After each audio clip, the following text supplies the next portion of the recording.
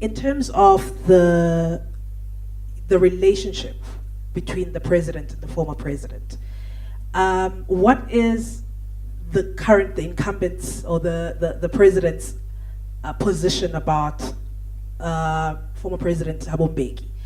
Given that, I mean, this is not the first time where former President Thabo Mbeki has made strong statements, whether it be about the president himself or about the government.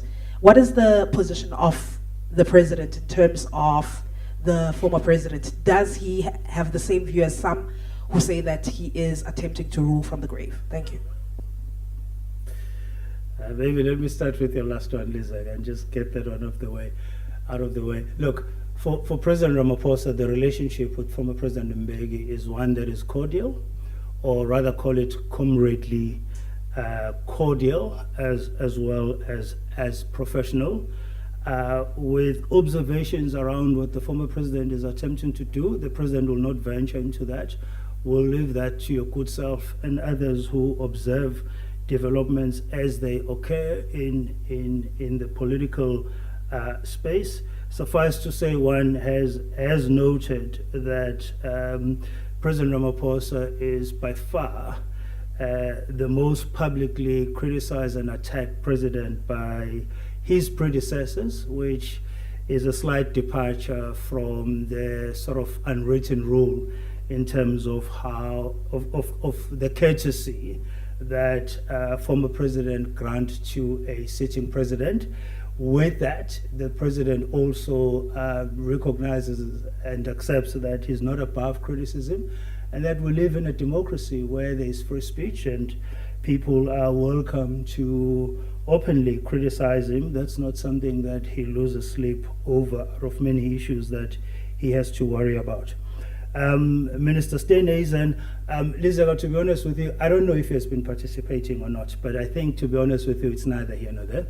The IMC has made a great deal of progress, even in getting us to this point with respect to the National Convention. More importantly, the IMC has done a stellar job in ensuring that we continue to drive costs down with respect to securing a lot of sponsorship for the convention and ensuring that there's no extra pressure that is placed on the fiscus, so to speak.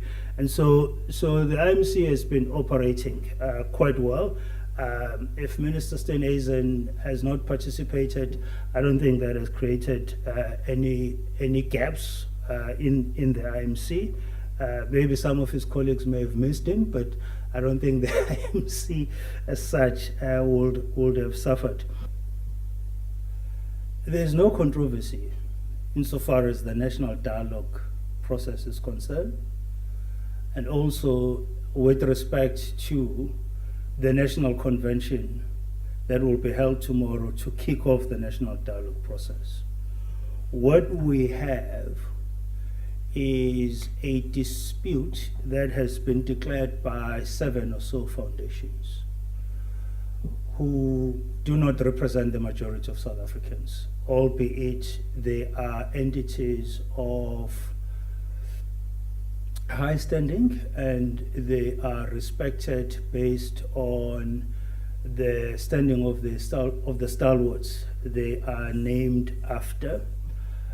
Be that as it may, the issue is also not over the actual national dialogue. The issue that these foundations have is with the state of preparedness, funding of the National Convention, as well as what I will call their misinterpretation with respect to whether this is a citizens-led process or not. Those are the issues. In the meeting they held with the president, they expressed their concerns on these issues. There was a genuine and earnest attempt to address those concerns. The president, with all humility, expressed his anxiety over the postponement of the National Convention because a great deal of preparation had taken place for the National Convention to take to take place and commence the dialogue process. Invitations had gone out. Delegates representing organizations from across society had begun making preparations to attend the National Convention.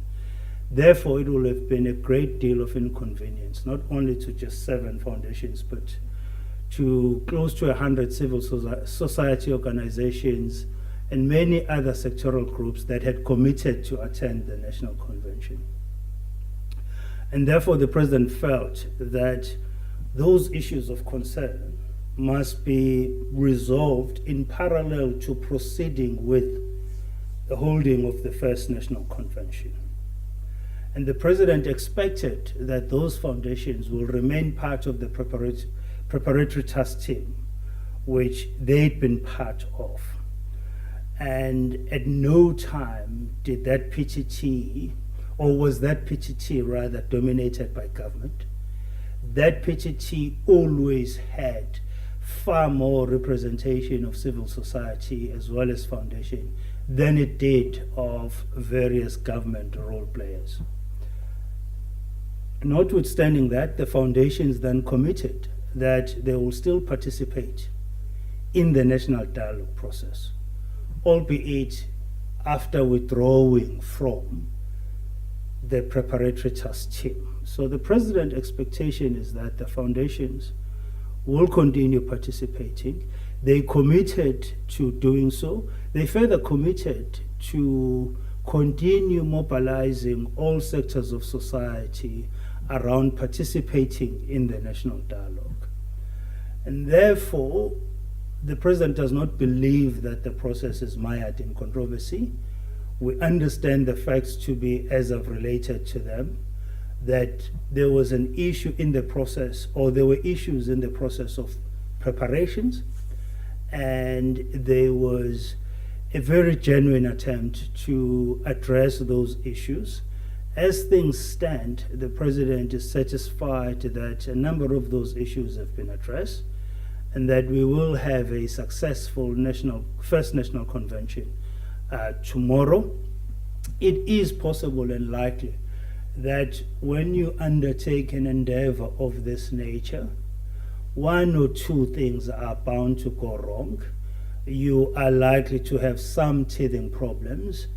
And the President made that admission to the foundations and said he will be the first person to take criticism and accept responsibility for those elements that will not live up to the expectations of those participating as well as the expectations of the country. But with all of that, the National Convention must still continue. And so there will be engagements through the IMC with the foundations. They will continue to be engaged. They will be heard, and with the view that, like all other South Africans, their voice is important, and that they contribute to the national dialogue process.